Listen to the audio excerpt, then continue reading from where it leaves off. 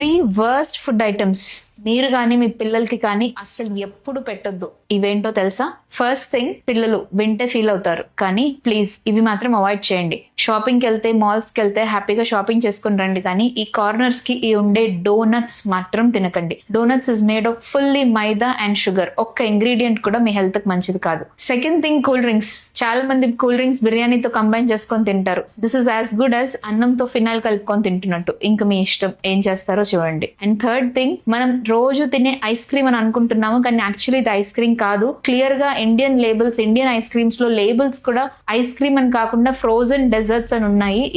ఇది చూసుకోకుండా చాలా మంది పేరెంట్స్ పిల్లలకి ఇది కొనిపిస్తున్నారు. Ice cream is made up of milk and its solids which are absolutely fine. Small క్వాంటిటీలో హెల్దీగా ఐస్ క్రీమ్ తింటే మంచిదే. కానీ ఈ సో కాల్డ్ ఫేమస్ కంపెనీస్ అంతా అమ్మేది చెత్త ఫ్రోజన్ డెజర్ట్స్. దీంట్లో పామ్ ఆయిల్, ప్రిజర్వేటివ్స్, కెమికల్స్ తప్ప ఇంకేమీ ఉండవు. So called branded ice creams కొనుక్కున్నప్పుడు ఎగ్జాక్ట్ ఫస్ట్ టర్న్ చేసి చూడండి, దాంట్లో పామ్ ఆయిల్ అనేది ఉంటుంది. And these are not ice creams, clear గా ఫ్రోజన్ డెజర్ట్ అని లేబుల్ కూడా చేస్తారు. సో ఈ వీటిలలో ఏ 3 అయినా మీ పిల్లలకి పెడుతుంటే గనక ప్లీజ్ స్టాప్ దిస్ అండ్ మీరు కూడా తినకండి. రేపు కలుద్దాం. మీ డాక్టర్ కార్తికా రెడ్డి.